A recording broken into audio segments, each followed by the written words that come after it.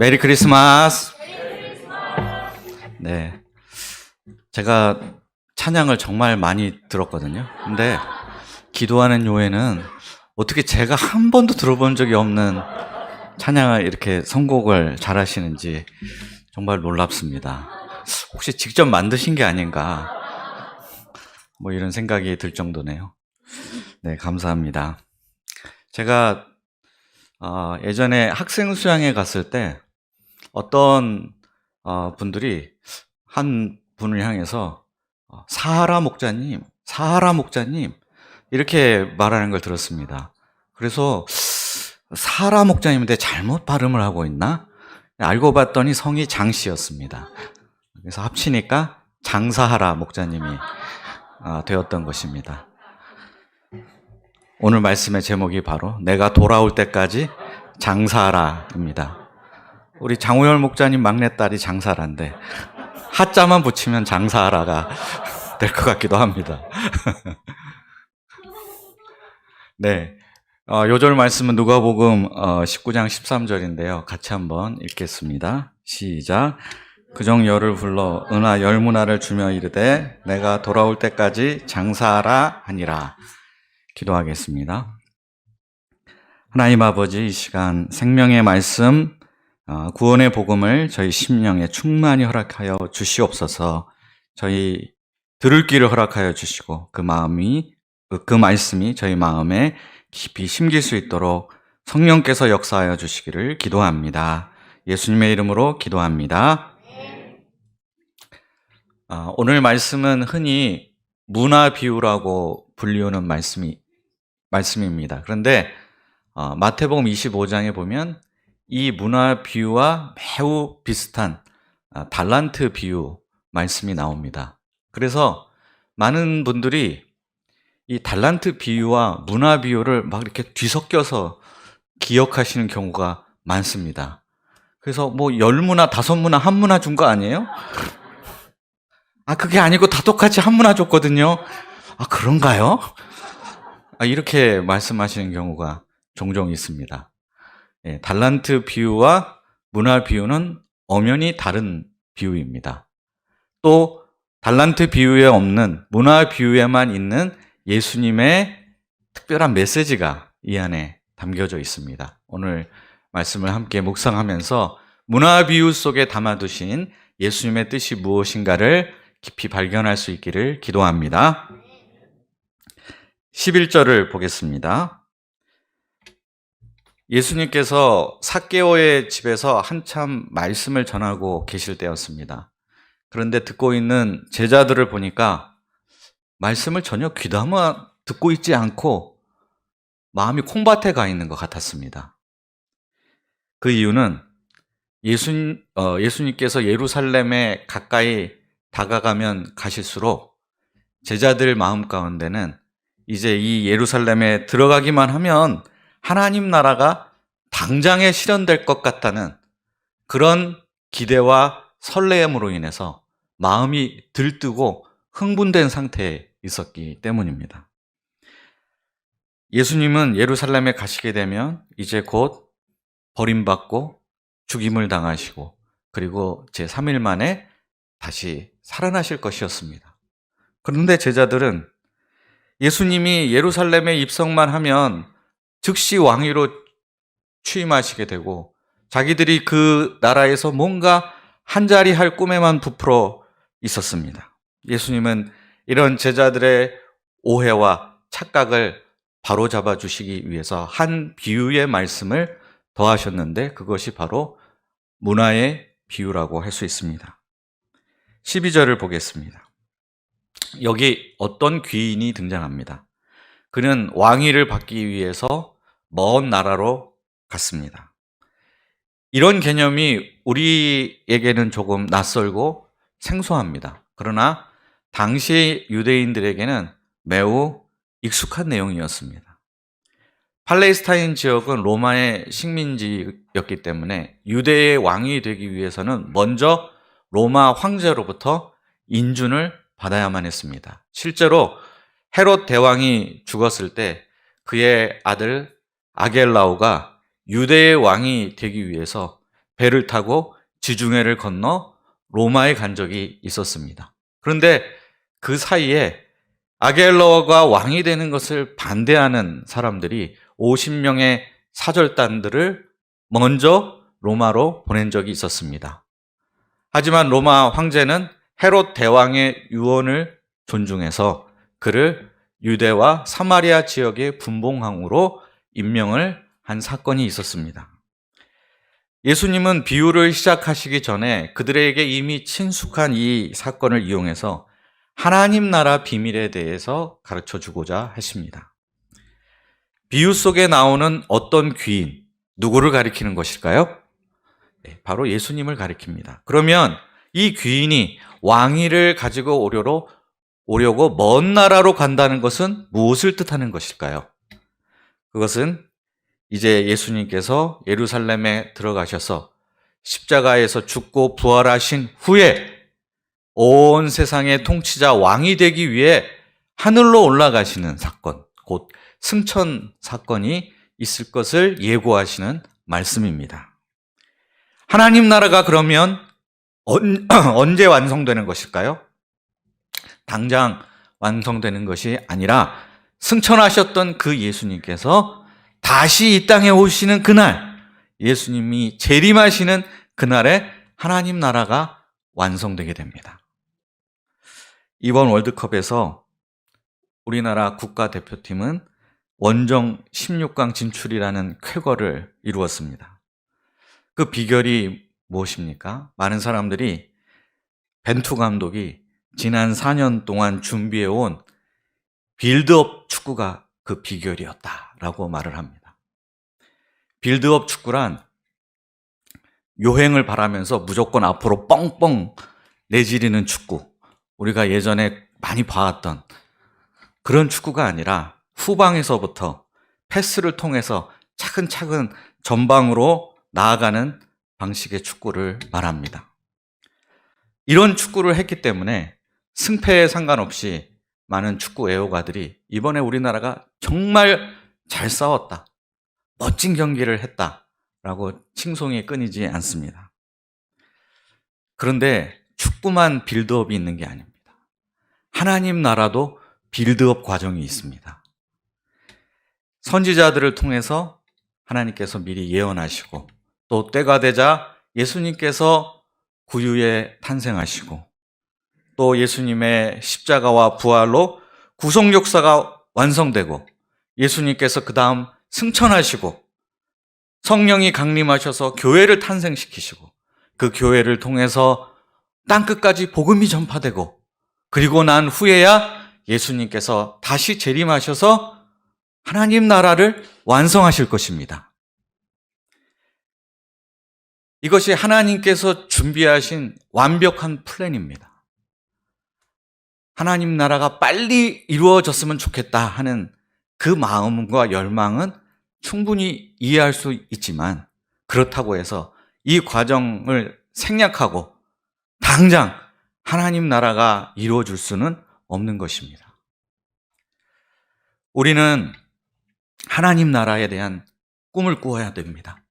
하나님 나라의 완성에 대한 열망과 비전을 계속 간직해야만 합니다.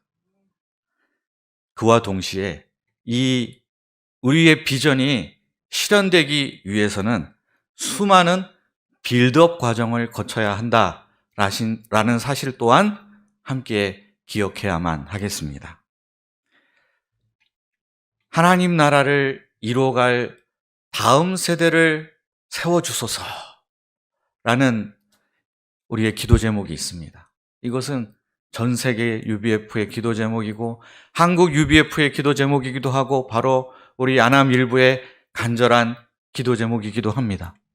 우리뿐만 아니라 한국교회, 지상교회 모두가 하나님 나라의 일꾼이 될 다음 세대를 세워달라는 기도를 하고 꿈을 꾸고 열망을 가지고 있습니다.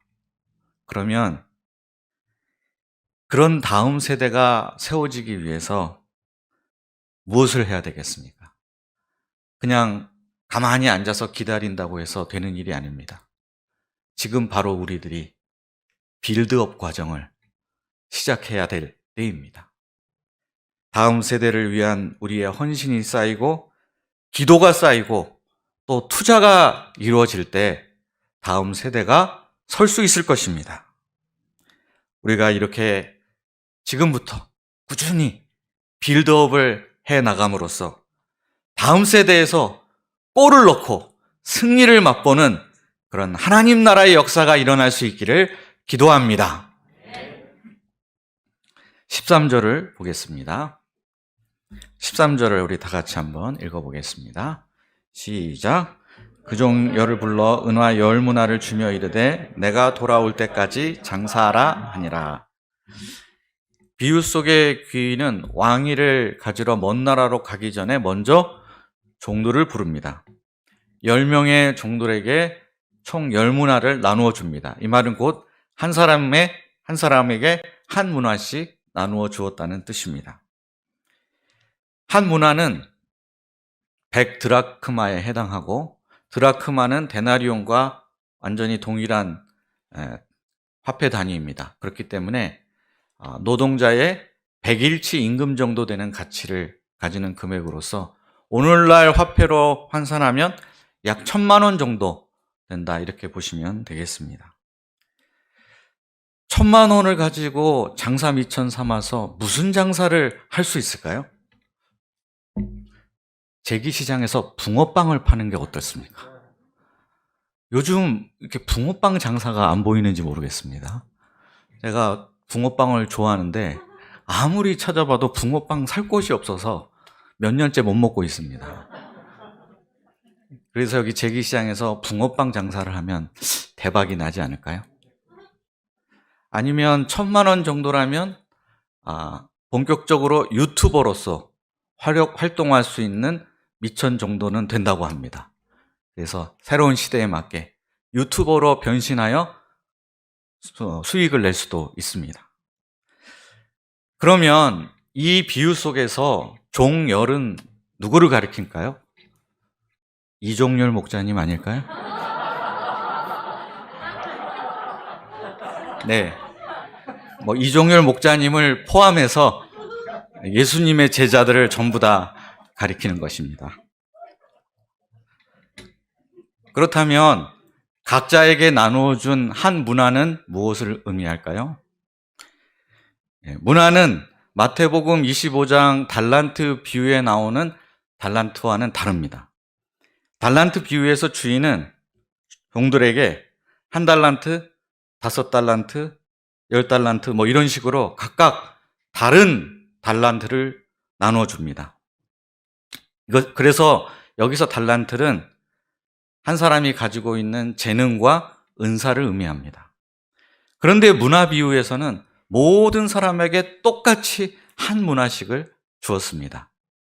그렇기 때문에 이것은 재능이나 은사를 의미한다라고 보기보다는 모든 사람에게 공평하게 주어져 있는 인생이라는 이 한 번의 기회, 이것을 가리키는 것이라고 볼 수 있습니다. 그러면 예수님의 제자는 한 번뿐인 이 인생을 어떻게 살아야 되겠습니까? 예수님은 아주 명확하게 말씀하십니다.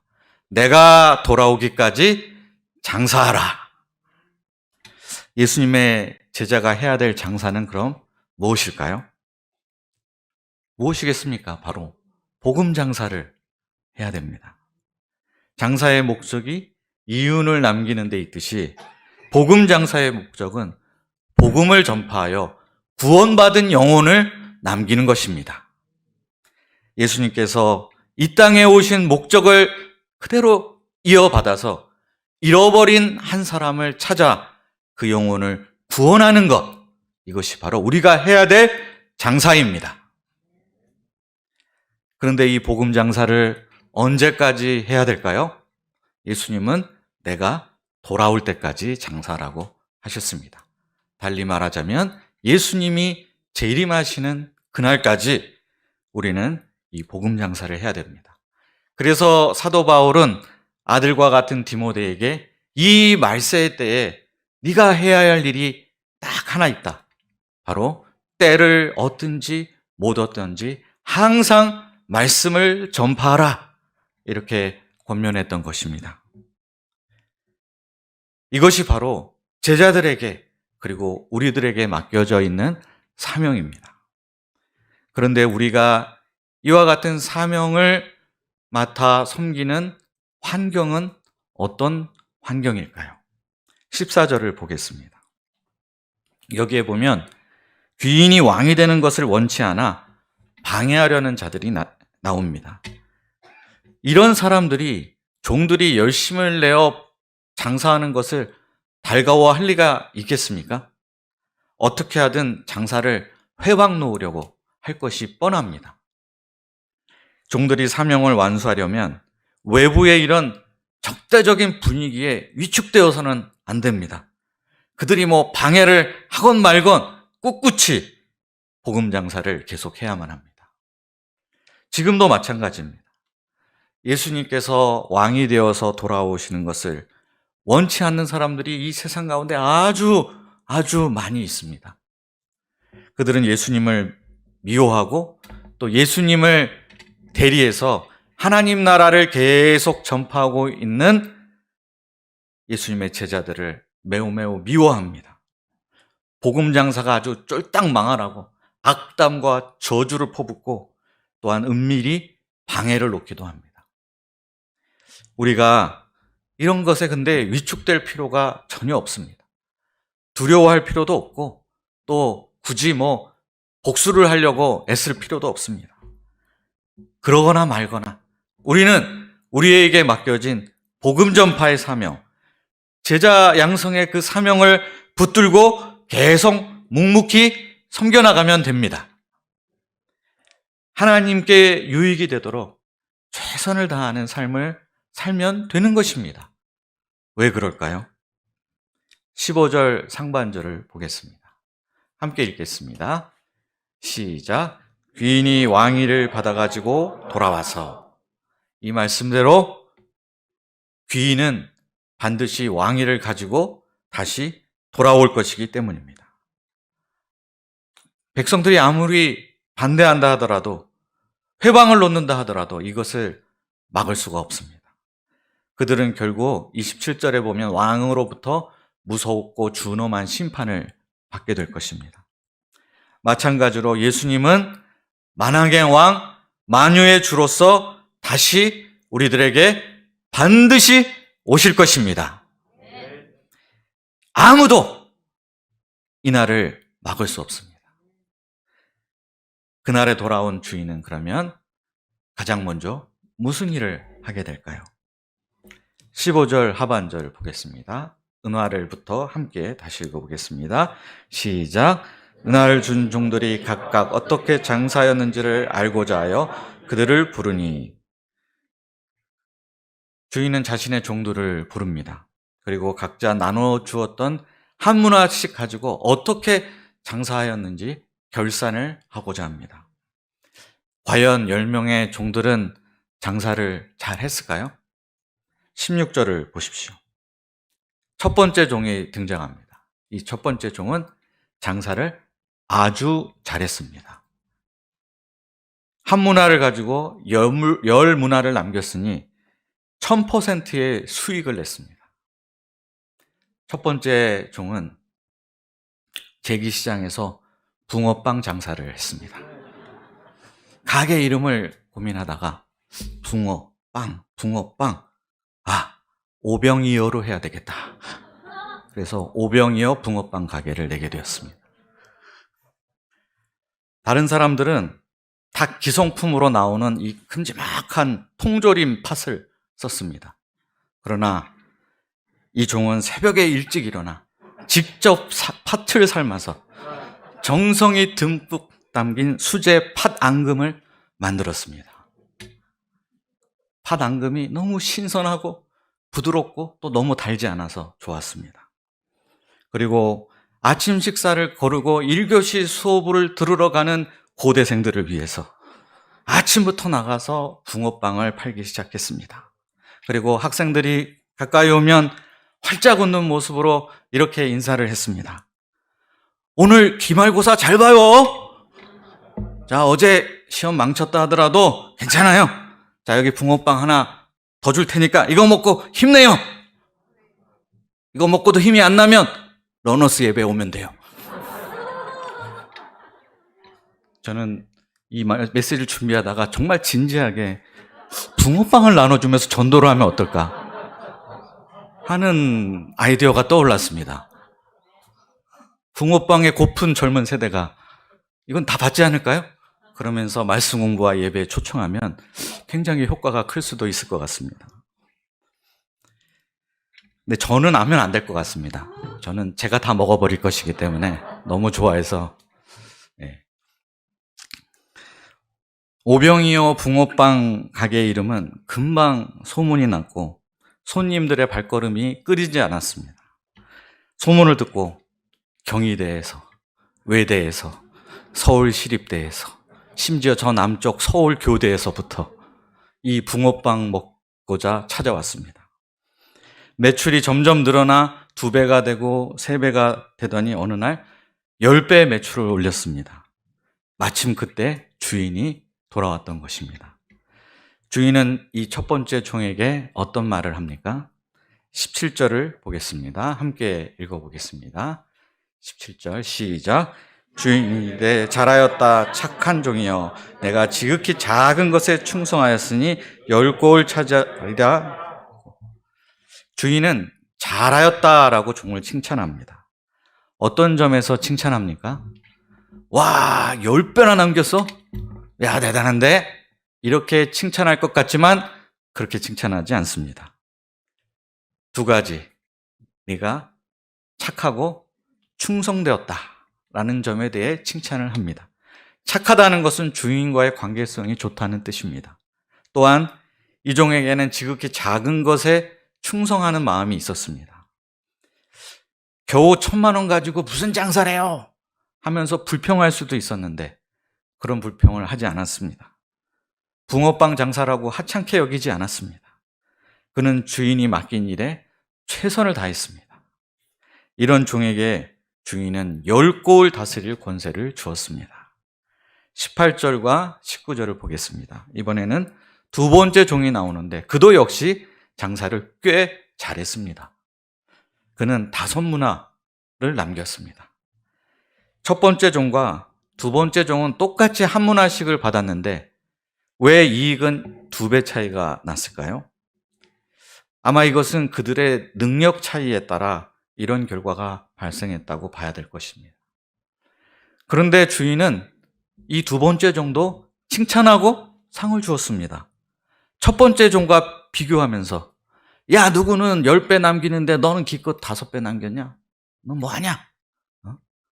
이렇게 하면서 힐난할 수도 있었는데 전혀 그렇게 하지 않았습니다. 그리고 그 2번째 종에게도 그 사람의 능력에 맞게 5골을 다스릴 수 있는 권세를 주었습니다.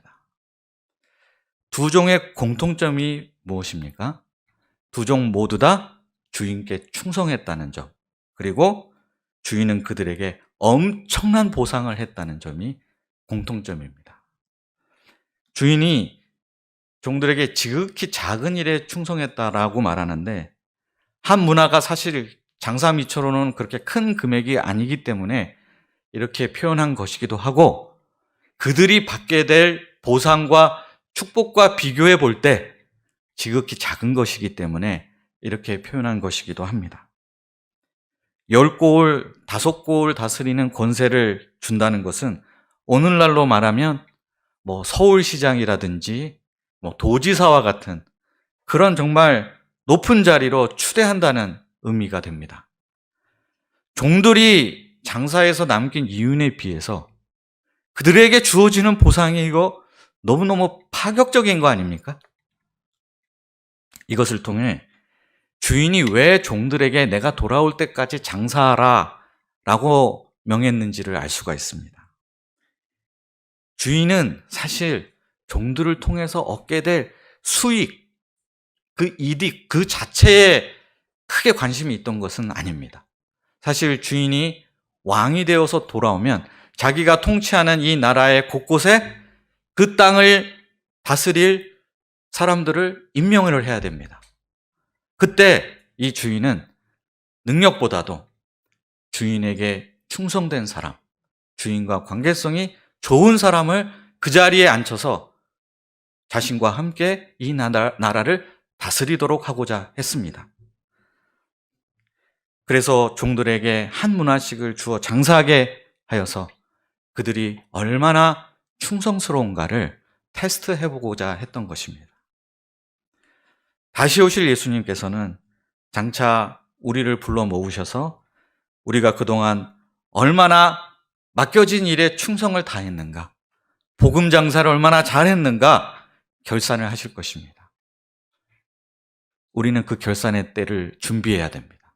지금부터 준비해야 됩니다.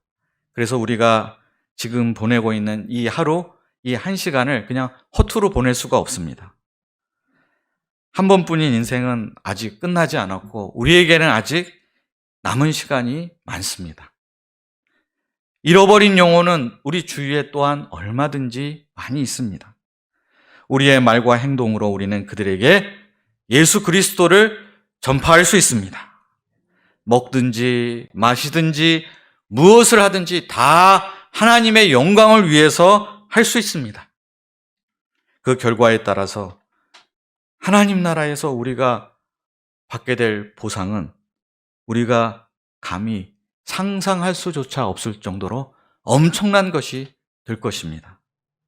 주님은 우리의 작은 충성을 보시고 어떻게 해서든 우리들을 축복해 주시고 우리에게 상급을 주시기를 원하십니다.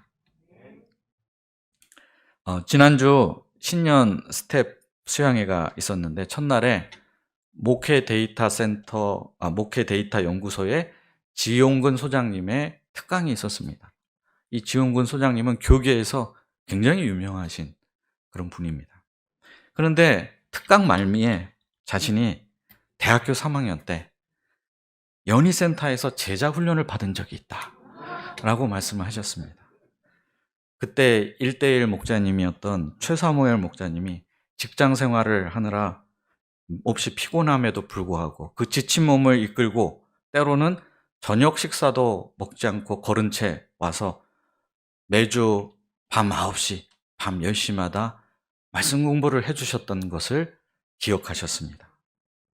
그리고 이 말을 하시면서 갑자기 울컥하시더니 눈물을 흘리면서 말을 한동안 잊지 못하셨습니다. 또한 최근에 진종주 약사라는 분이 다니엘 기도회라는 곳에 나와서 간증을 했는데 이 영상이 널리 퍼졌습니다. 현재 유튜브 조회수가 한 50만 회 정도가 됩니다. 다른 센터의 한 목자님이 저한테 이걸 들어보라고 카톡으로 보내주셔서 저는 열심히 들었습니다. 근데 그 내용 중에 내가 예수님을 만날 수 있도록 결정적인 역할을 해준 UBF 언니가 있다. 그 UBF 언니를 너무 보고 싶다. 뭐 이런 얘기가 많이 나왔습니다. 그래서 그런가 보다. 아유, 그래도 참 잊지 않고 이렇게 우리를 대신 홍보해줘서 참 고마운 분이네 라고 생각을 했습니다. 그런데 세상에 그 UBF 언니가 이렇게 가까운 곳에 있을 줄은 정말 꿈에도 생각을 못했는데 바로 그분이 서영미 사모님이었습니다. 그래서 서영미 사모님이 지난 금요일에 그 약국에 가서 만나러 가신다고 하셨는데 만나신 거죠? 네. 그래서 저는 굉장히 큰 의미를 부여하고 놀랐는데 서영미 사모님은 뭐 잘 기억도 안 나. 굉장히 쿨하게 이렇게 말씀을 하시더라고요.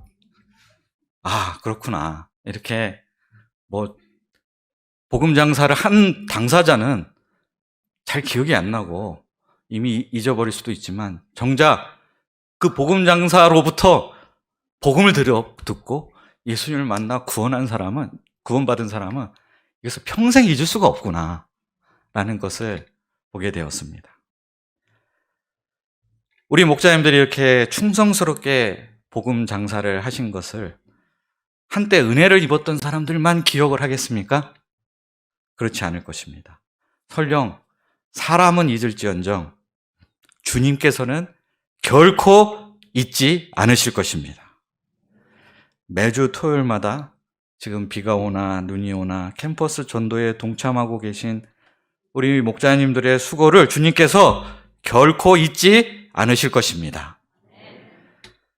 우리 교회 목자님들, 부장단 목자님들, 또 교사 목자님들을 비롯해 보이지 않는 곳에서 묵묵히 섬기며 하나님 나라 역사를 빌드업해 가고 계신 분들의 이 충성과 헌신을 우리 주님께서는 결코 헛되게 하지 않으실 것입니다. 분명 주님 다시 오신 그날에 넘치도록 축복해 주실 것입니다. 그리고 잘하였도다 착하고 충성된 종아 하시며 장차 주님과 함께 왕노릇하게 하실 것을 확신합니다. 20절을 보겠습니다. 훈훈했던 분위기가 여기서부터 어긋나기 시작합니다. 여기 또 한 종이 나옵니다. 그는 주인이 맡겼던 것을 그대로 주인에게 다시 돌려주었습니다. 주인은 분명히 떠날 때 내가 돌아올 때까지 장사하라 했는데 이 종은 그 명령에 불순종한 것입니다. 그렇다면 이때 주인에게 나와서 주님, 제가 정말 죄송합니다. 주님의 명령에 불순종했습니다.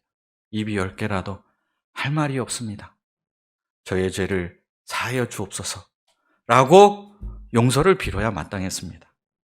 그게 아니라면 적어도 이제 하려고 했는데요. 갑자기 몸이 아파가지고 코로나 걸렸지 뭐예요.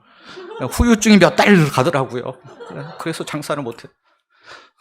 뭐 이렇게 좀 말이 되는 변명이라도 해야 할 것 같습니다. 그런데 이 종은 자기가 아무것도 하지 않은 모든 원인이 다 주인에게 있다. 당신 때문입니다. 라고 말을 합니다. 21절을 보겠습니다. 이는 당신이 엄한 사람인 것을 내가 무서워함이라. 당신은 두지 않은 것을 취하고 심지 않은 것을 거두나이다. 종은 주인이 엄한 사람이라 내가 무서워서 그랬다고 말합니다. 이 말은 만약 내가 장사를 했다가 그 한무나 본전마저 다 날렸으면 주인이 나를 아주 박살을 내놓을 게 뻔하기 때문에 내가 겁이 나서 그냥 본전이라도 남겨두려고 그대로 두었다라는 말입니다. 또한 당신은 두지 않은 것을 취하고 심지 않은 것을 거두는 사람이라고 말합니다. 이것은 부드럽게 표현해서 그렇지 사실 그 의미를 살펴보면 당신은 종들을 착취하는 주인입니다. 당신 같은 악랄한 주인을 위해 내가 열심히 장사할 이유가 어디 있습니까? 라고 말하는 것과 같습니다. 이 종의 말이 맞는 말입니까? 전혀 사실과 다릅니다. 주인이 가혹하게 종들을 대하고 자기 재산에 집착하는 그런 욕심 많은 사람이 결코 아닙니다. 만약 그랬다면 5문화를 남긴 종에게 왜 너는 10문화 못 남겼어 하면서 막 닥달하고 채근을 했을 것입니다. 그러나 그런 말 전혀 하지 않았습니다. 오히려 지극히 작은 것에 충성한 종들에게 5골, 10골 다스리는 엄청난 보상을 베풀었습니다. 자기가 왕권을 가지고 돌아올 때 다스릴 권세를 종들에게 기꺼이 나누어 주고자 하는 아주 은혜롭고 선한 주인입니다. 사실과 전혀 다른 왜곡으로 주인을 공격할 때 이 주인이 그 말을 듣고 얼마나 황당했을까요? 주인의 반응이 어떻습니까? 22, 23절을 보겠습니다. 주인은 종의 속마음을 간파하고 이렇게 말합니다. 그래, 어디 내 말대로 내가 엄한 주인이라고 치자. 정말 네가 날 그렇게 봤다면 너는 내 돈을 은행에 맡겨서 이자라도 받게 했어야 됐을 것 아니냐? 근데 너는 그마저도 하지 않았으니 어디 할 말이 있으면 해봐라. 이렇게 말했습니다. 이 말에 종은 더 이상 주인에게 할 말이 없었습니다. 그의 모든 말이 사실은 전부 핑계에 불과하다는 것이 만천하에 드러났기 때문입니다. 결국 주인은 그가 가졌던 한 문화마저 10문화 가진 사람에게 주도록 합니다. 이처럼 주님께 충성된 마음이 없이 게으르고 나태하면 이미 받았던 축복마저도 다 잃어버리게 됩니다. 도대체 이 종은 어떻게 이렇게 주인을 잘못 알고 있을까요? 어떻게 이렇게 주인을 정반대로 오해할 수가 있을까요? 사람이 다른 사람을 오해하는 가장 큰 이유는 다른 사람도 다 자기 같은 줄로 착각하기 때문입니다. 그렇기 때문에 종의 말은 사실은 주인에 대해서 하는 말인 것 같지만 자기가 어떤 사람인가를 스스로 고백하는 말이나 마찬가지입니다. 두지 않은 것을 취하고 심지 않은 것을 취하는 엄한 사람은 바로 이 종입니다. 그가 정작 실패를 두려워하는 것은 주인으로부터 혼날 것이 두려워서가 아닙니다. 그가 두려워하는 것은 자기 자신의 자존심에 상처를 입는 것. 그 실패했을 경우 자신이 있게 될 그 마음의 상처, 자존심의 손상이 더 두려웠던 것입니다. 이 종은 자기를 너무나 사랑한 나머지 자기를 다치지 않게 하기 위해 아무것도 하지 않는 것을 선택한 것입니다. 아무것도 하지 않으면 아무것도 실패할 일이 없고 아무 상처도 받을 일도 없을 것이기 때문입니다. 요즘 많은 사람들이 이 종처럼 실패를 너무너무 두려워합니다. 처음부터 그랬던 건 아닙니다.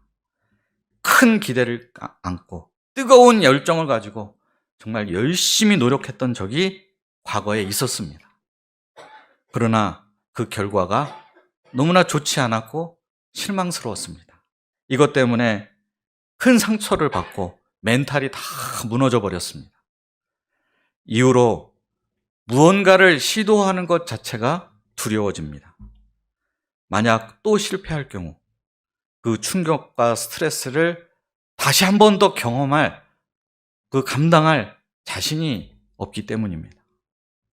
그러다 보면 자꾸만 안으로 움츠러 들게 되고 방문을 걸어 잠그고 세상과는 담을 쌓고 폐인처럼 살게 되기 쉽습니다.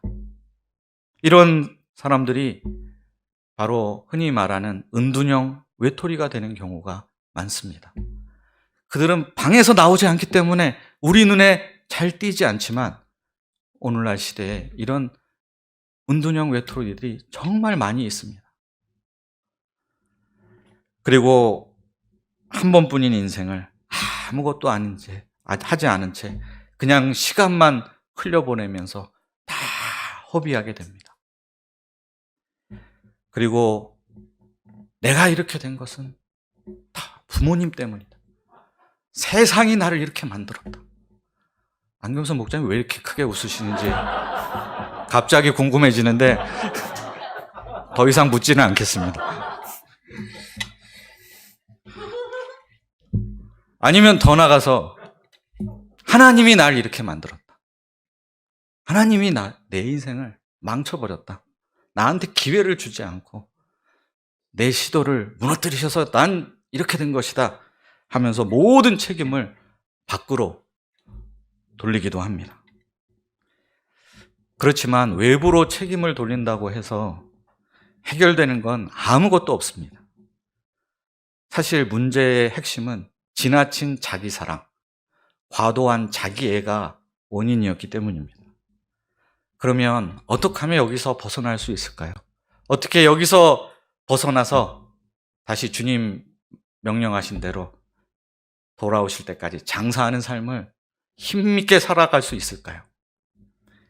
먼저는 내 인생의 주인이 내가 아니라 하나님이시다 라는 사실을 겸손하게 인정하고 받아들여야 됩니다. 내가 주인이 아니기 때문에 내가 간절히 원하고 바라던 그 일이 다 그대로 되지 않을 수 있습니다. 그게 이상한 일입니까? 내가 주인이 아닌데, 이 세상의 주인이 아닌데, 내가 바른 대로 세상에 돌아가지 않는 게 어찌 보면 당연한 일이지, 그게 뭐 잘못된 일입니까? 그 사실 그 자체를 받아들일 필요가 있습니다. 어찌 보면 내가 실패했던 것은 이 진리를 받아들이고 인정할 수 있도록 하나님께서 기회를 주신 것이라고 볼 수 있습니다. 그리고 내 인생의 주인 되신 하나님이 나를 얼마나 사랑하시는가, 또 나를 얼마나 축복하기를 원하시는 분인가 알고 또 믿어야겠습니다. 때로는 성공하고 때로는 실패도 하지만 우리의 모든 삶은 선하신 하나님의 주권 아래에 있습니다. 그렇기 때문에 실패를 해도 실패가 아닙니다. 주님이 모든 것을 합력하여서 선을 이루실 것이기 때문입니다. 원래 예수님 비유에는 농사 이야기가 많이 나옵니다. 그렇지 않습니까? 농사와 관련된 비유가 많습니다. 그런데 오늘 말씀에서는 특이하게도 장사를 소재로 말씀하셨습니다. 농사와 장사, 어떤 차이가 있을까요? 물론 뭐 여러 차이가 있겠지만 큰 차이 중에 하나가, 장사는 농사에 비해서 하이 리스크, 하이 리턴이라는 점입니다. 농사는 웬만하면 망할 일이 없지만 장사는 잘하면 대박 나고 또 잘못하면 쪽박을 차기 십상입니다. 그래서 새 가슴 가진 사람들은 장사 못합니다. 이게 담대함과 용기가 있어야 장사를 할 수 있습니다. 예수님께서 오늘 제자들에게, 그리고 우리들에게 장사하라 이렇게 말씀하신 것은 그럼 무슨 뜻이겠습니까? 너희는 실패를 두려워할 필요가 없다, 이런 뜻입니다. 실패하면 어떻습니까?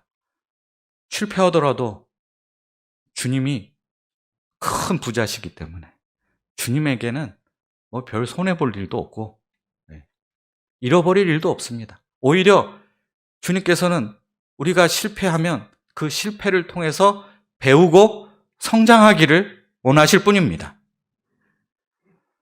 주님은 우리가 실패를 두려워하지 말고 주님을 위해서 한번 시도해보고 도전하는 인생을 살기를 원하십니다. 인생이라는 장사에서 중요한 것은 성공도 아니고 실패도 아닙니다. 얼마나 주님께 충성된 삶을 살았는가, 이게 가장 중요합니다. 주님께 충성하기 위해 맡기신 일에 최선을 다했다면 그것으로 족한 일입니다. 결과가 기대에 좀 못 미치면 어떻습니까? 그 덕분에 내가 영적으로 깨어 있을 수 있었고 그걸 통해서 내가 조금 더 성장하고 성숙해졌다면 정말 큰 축복을 이미 받은 셈입니다. 뿐만 아니라 장차 하나님 나라가 완성될 때에 충성된 삶은 이만큼 살았는데 주님께서 그것을 크게 보시고 우리를 넘치도록 축복해 주시고 상상 이상의 보상을 안겨주실 것입니다. 주님이 왕으로 오시길 때까지 우리에게는 아직 기회가 있습니다. 우리의 게으름과 나태로 그 기회를 허비하지 않을 수 있기를 기도합니다. 대신 우리의 인생을 다시 오실 왕을 위해 일할 수 있는 기회로 삼아 최대로 활용하는 삶, 주님의 복음을 들고 장사하는 삶을 살 수 있기를 기도합니다. 마지막으로 우리 나 주님의 기쁨 되기 원하네 함께 찬양하고 말씀을 마치겠습니다.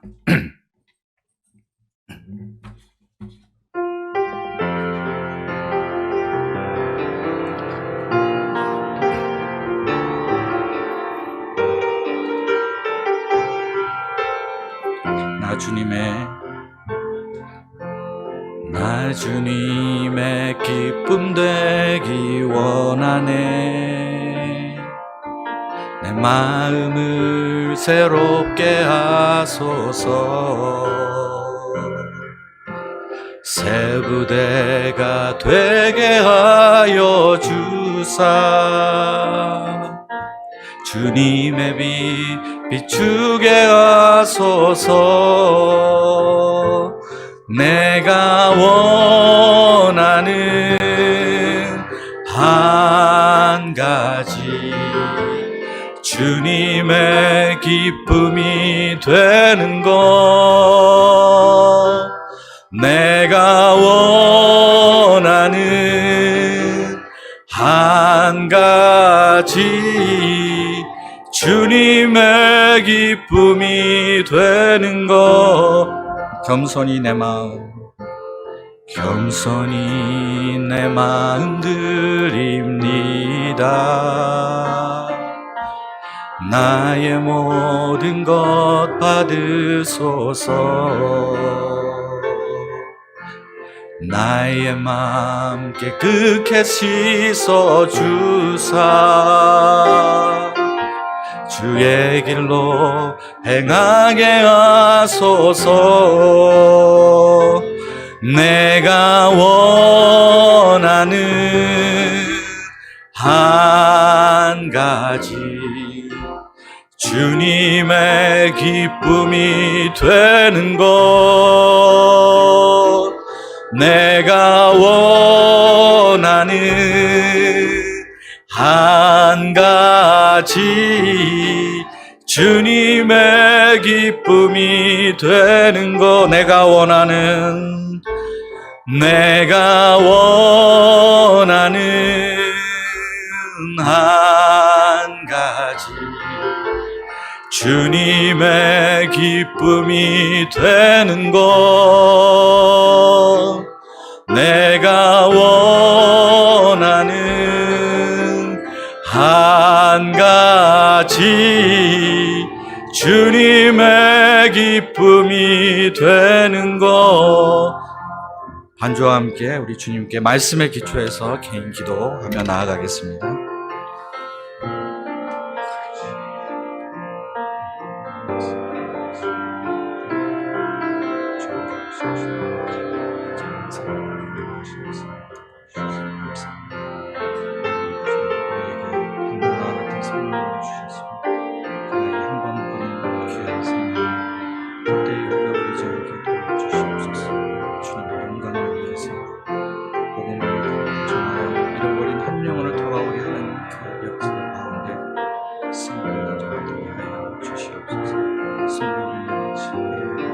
걱정과 염려, 두려움을 내려놓게 하여 주시고, 주님께 충성된 삶을 살게 주시고,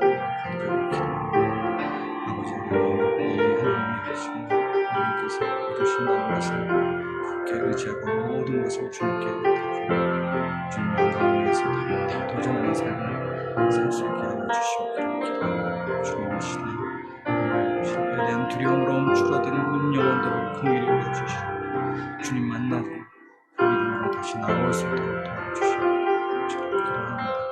하나님의 생을 수 있도록 도와주시기를 간절히 기도합니다. 함께 기도하겠습니다. 살아계신 하나님 아버지, 이 시간 주님께서 내가 돌아올 때까지 장사하라 하신 말씀을 주신 것을 들었습니다. 우리가 이 말씀에 순종할 수 있게 도와주시옵소서. 한 번 주신 이 귀한 생명을 헛되이 흘려보내지 아니하고 복음 장사를 위해 드리고 또 주님께 충성할 수 있기를 기도합니다. 이 시대에 많은 사람들이 실패에 대한 두려움으로 움츠러 들어 있습니다. 그들이 예수님이 내 인생의 주인 되시는 것을 깨닫게 하시고 또한 주님의 사랑과 은혜를 신뢰하고 담대히 세상으로 나와 주님을 위해 장사하는 삶에 동참케 하여 주시기를 간절히 기도합니다. 오늘 들은 말씀을 저희 마음에 깊이 새기고 또 저희 삶 속에서 열매 맺을 수 있도록 도와주시기를 간절히 기도합니다. 예수님의 이름으로 기도합니다.